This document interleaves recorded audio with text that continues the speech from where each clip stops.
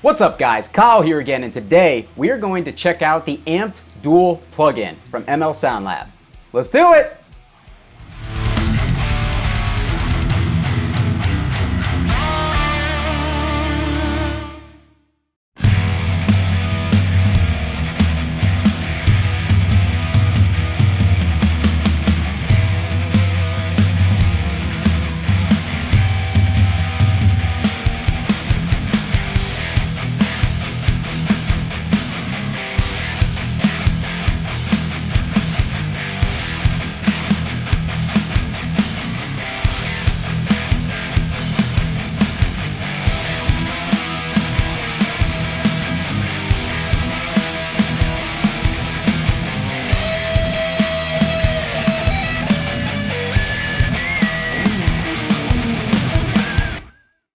Alright guys, hope you're doing great out there today. That intro track that you guys just heard was none other than the Amped Dual plugin. Why would it be anything else? Because we're doing a video for the Dual plugin? I don't know, that'd be dumb. I'm gonna stop stating the obvious. Miko has released yet another plugin, and today we're gonna dive into it. On the track that you guys just heard, everything guitar-wise was completely the Amped Dual plugin, nothing else. There was only a slight bit of EQ on the plugin in order to kind of just make it sit in the mix with everything else that was going on. No other post-processing there. All the effects that you guys heard in the lead tracks were contained within the Dual plugin, and we'll get into those in just a minute. I want to preface this whole video by saying thank you to Miko for sending this plugin to me to check out, and even though he sent this plugin to me for free, you guys are still going to get my 100% honest thoughts and opinions. So, with that being said, let's talk about it a little bit. This plugin is modeled after Miko's own 3-channel dual rectifier. Now, I have recently learned from none other than himself, Fluff, who has kind of somewhat become the authority on rectifiers, that there are revisions of the 3-channel rectifiers just like there are of the 2-channel, but it's not very well known. So what I have kind of come to find out is the older rectifiers were a little bit more throaty, they had a little bit more mid content, they weren't as loose in the low end, and they weren't as buzzy or spiky in the highs. As they kind of went on, it kind of got to that point where the voicing is what you associate with the 3-channel rectifiers typically, where they're loose, huge low end, the mids are real scoopy, and they've got that buzzy top end thing going on. So this amp is one of those.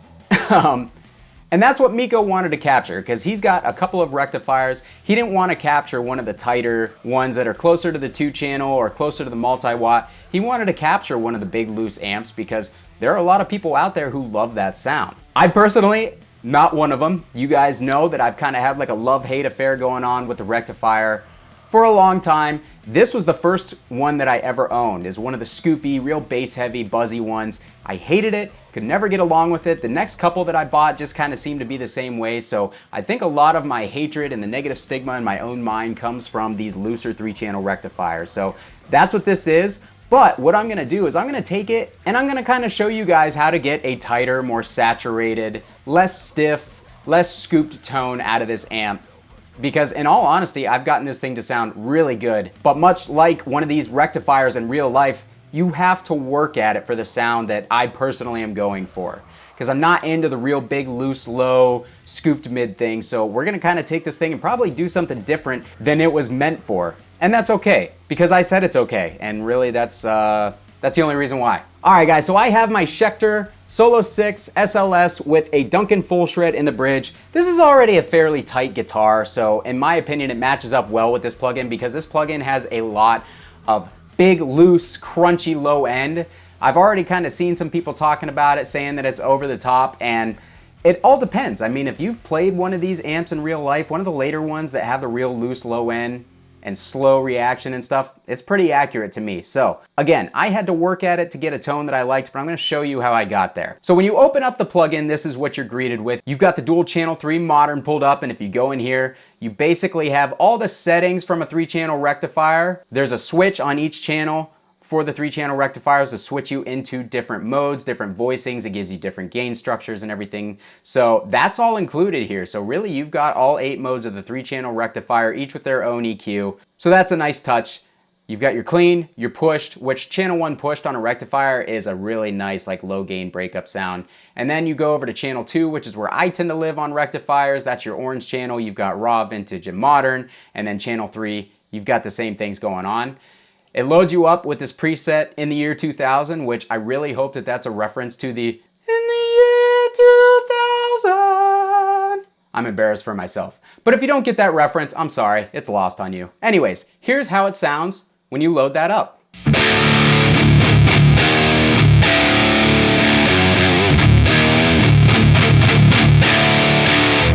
Really fat, really bassy. We're gonna go into the pedal board pretty much right away. I'm gonna kick that noise gate on because I do have some noise in my room, so I apologize for that. And here you have your complement of pedals that are normally found in these ML SoundLab plugins. It seems like one gets added here and there, so I believe that these are all the same from the last one that we looked at, which was the CB4. No, it was the flagship plugin. So I believe that all of these are the same. I don't know if there was a compressor on the last one, but that is gonna come in handy for the tones that we are trying to get here. Noise gate's on.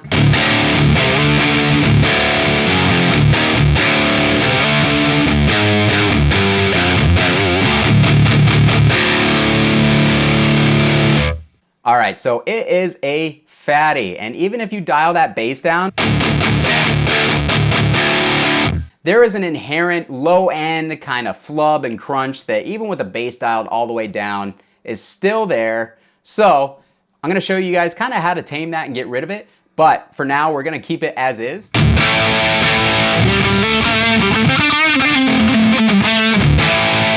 So yeah, the bass is just over the top. It's a little bit ridiculous. We're gonna go to the vintage channel. This is where I tend to live on both the red and the orange channels on rectifiers. It's just got a little bit more mid content going on.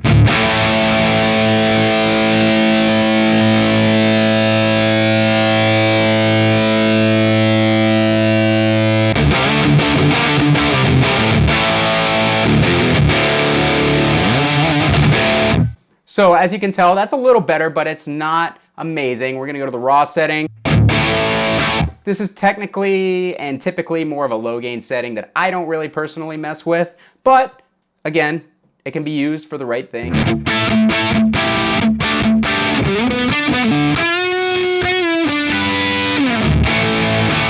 So it gives you kind of like almost like a fat cranked super lead type of tone. You'd really have to push that middle and treble up a lot to really get the top end bite out of it that you would want.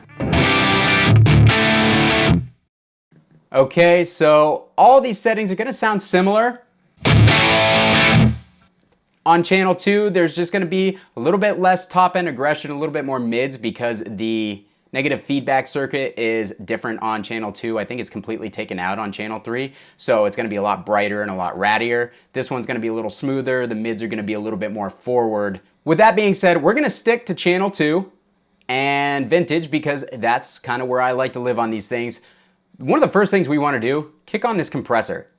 Now, I'm gonna do a video sometime here in the near future on using a compressor in front of your amp in order to kind of tighten things up, make them feel a little bit more compressed, a little bit more fluid, especially if you're using a big tubby amp or you've got a really kind of fat, maybe lower output pickup and you kind of want to add some compression. You're used to like EMGs or something like that. Throwing a compressor pedal in front is not something I typically do, but in that situation it works great. So we're gonna throw the compressor on and I'll show you the difference there.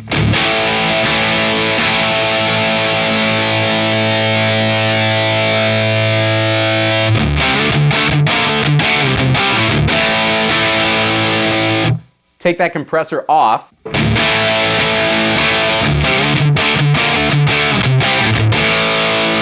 So it makes the amp a little bit more compressed, a little less stiff, and it adds a little bit of saturation, kind of chops off some of the low lows and some of the high highs, which is what a compressor is going to do. It's gonna take all your frequencies and pack them in a little bit tighter. So with that being said, let's turn the overdrive on because you guys know me, I'm a belligerent amateur and I boost everything, rectifiers especially. So let's dial it in like we dial a standard tube screamer with the drive down, level up.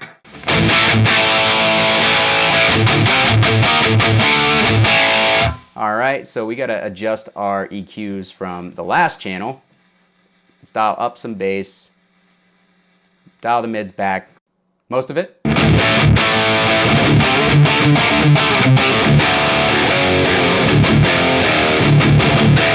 Okay, so right there, we're already kind of starting to get a little bit tighter. What I like to do on these things is I like to dial the treble back, I like to dial the mids up, and I like to use the presence kind of like is my high-end balance. The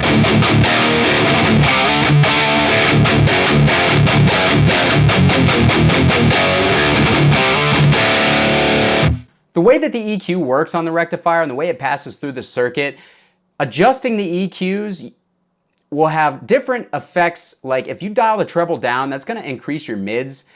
It's not only just going to take top end frequencies out, they're all very interactive, so it can be a little tough to dial in a rectifier, and on here it acts the same way as you would think that it would act in real life.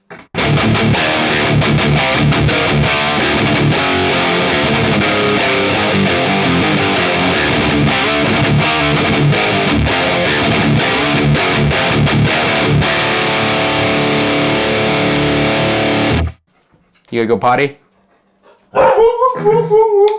Okay.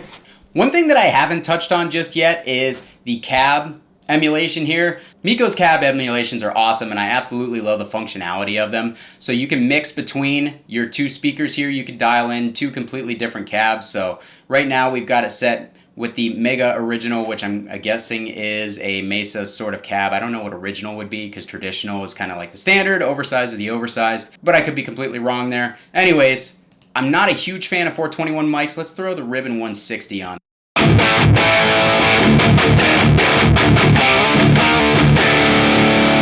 I like that better. It's a little bit less fizzy up top, but now we've got a lot of mids, so let's dial our mids back.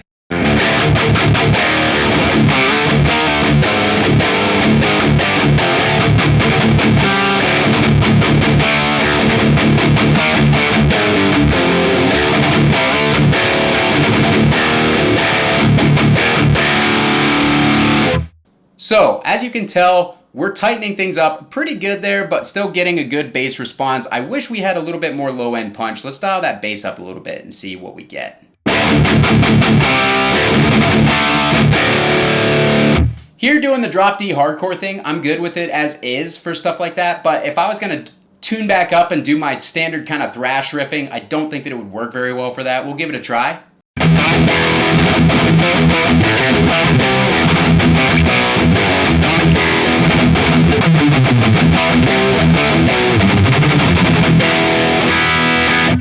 Okay, so overall the tone's not bad, but it's just way too loose. It's way too flubby for me. Let's check out channel 3 on the same setting and see how much different that sounds.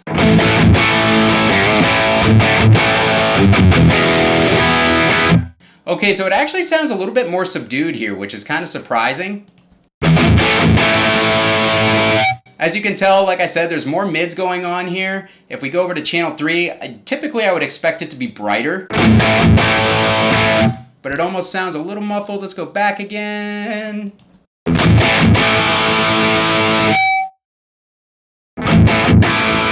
Yeah, it's surprisingly more muffled, so that's a little bit, typically with the presence this high on the red channel, oh, because I'm on raw, because I'm stupid. All right, here we go.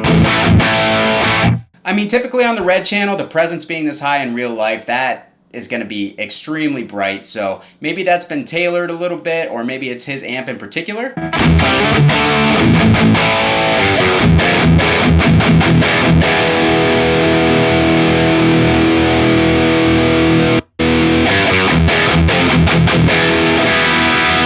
I think mainly it's just where the mids sit here, because the mids, there's so much more upper mid going on channel 2 than there is on channel 3. So we're back on channel 3 vintage. Let's pump the mids up, pump them up.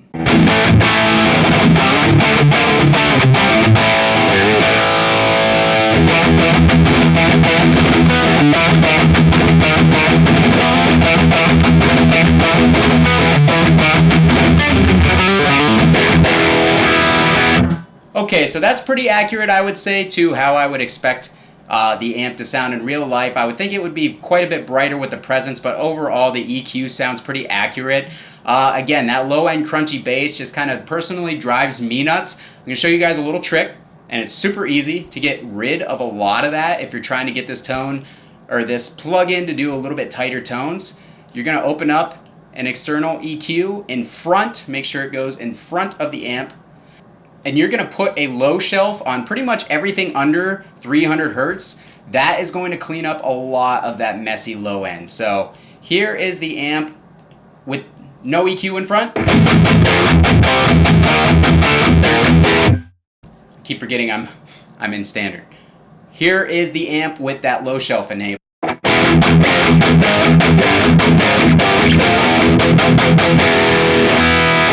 Alright, so what that will allow us to do as well is dial the bass up on the amp so we can get some more low end punch.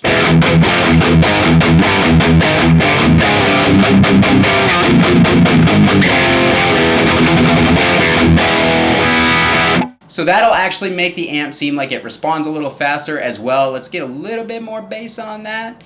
Okay.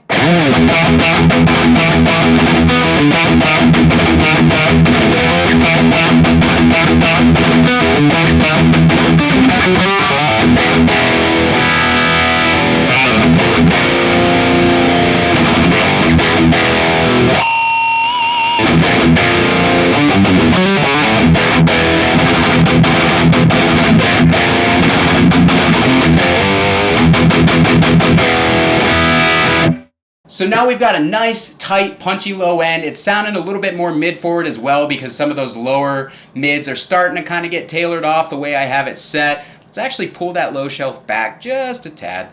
Okay, so that'll give us more 300. And how does it sound now?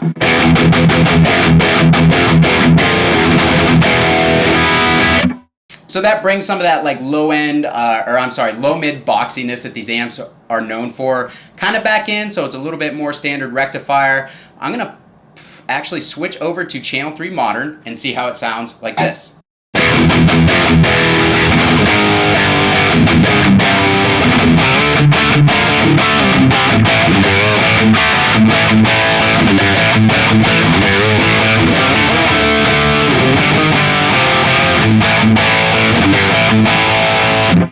That sounds really good. What I like here is the low mids are kind of angrier sounding, and we've still got plenty of upper mids. We've got just enough bass. So I'm gonna play a little riff, but yeah, that's an easy way, guys. If you get this plug-in, you're a little disappointed because it kind of reflects the looseness of the not as, you know, in my opinion, the not as good dual rectifiers where they've got that big crunchy kind of fat and flubby low end that's got a really slow response.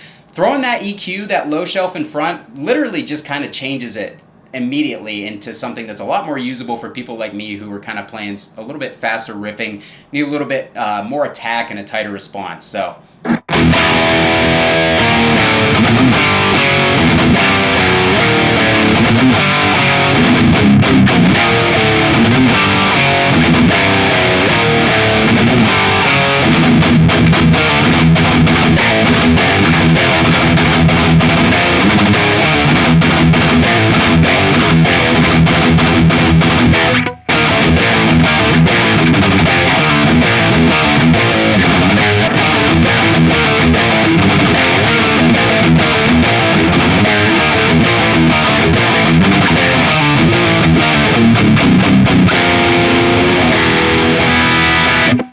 So yeah, guys, that's going to do it for me today on the ML SoundLab Amped Dual plugin. Overall, is it my favorite plugin? No, but it's not because the plugin is bad. It's because it emulates an amp that I don't particularly love, and I think Miko did a great job of capturing that amp. The only thing that really seems off to me is, like I said, the presence on the channel 3 seems to be a little bit subdued compared to what it would be in real life. I'm not sure why that is, but otherwise it seems accurate. That low bass that you hear, that big crunch, that is very present in some of these 3-channel rectifiers. Now, thank God the one that I have doesn't do it, but I've had a few that have been like this, and my single rectifier is kind of the same way. It's just got a slow response, a big crunchy saggy low end. So there is a way to combat that in this plugin. You just do a little low shelf and boom, you've got a nice tighter rectifier that has a little bit more attack and a little bit more mid-forward sound. Again, the pedal board on these amps is great. That compression makes a big difference, and then the cab emulation in these Sims is always fantastic. I really like how Miko gives you the option to kind of play with not only the distance of the microphone to the speaker, but where it's placed in front of the cone. And then he gives you a few different great IRs to check out here with the amp as well. So for the price, you're getting a lot of functionality for your money, especially because it captures the entire amp, every setting on every channel. So the only thing that maybe is missing, maybe, you know what, I'm gonna go ahead and guess that he captured this with the spongy and the tube rectification engaged as opposed to the solid state rectification and the bold setting that kind of tightens the power amp up. I'm gonna go ahead and actually guess that that's what he did. I know he wanted this to be the bigger, fatter rectifier sound. He didn't want it to be the tighter, punchier ones, and I'm gonna guess that that is one way that he got there. So Miko, good job on this, man. Again, thank you for sending over to me. This was a lot of fun for me to kind of take an amp that I don't necessarily love and still make it sound good and work for my purposes. So hope you guys like the mix track. I'm gonna start trying to do more of those. Thanks to Jason Frankhauser, Luke Kramer, and Scott Bino for the tips on mixing because I had no idea what I was doing. Please check out Scott and Jason's YouTube channels when you get a moment. And Luke Kramer is the man who does all the mixing for Agufish and a couple other YouTubers. So I'll put a link down below. Give him a shout as well if you need some mixing done. But that's going to be it for me today, guys. Thank you very much for stopping by. Hit the like and subscribe button. Go down in the description of this video to check out my Sweetwater affiliate links, my Patreon, Discord server, Facebook group, all that good stuff. And we'll see you next time.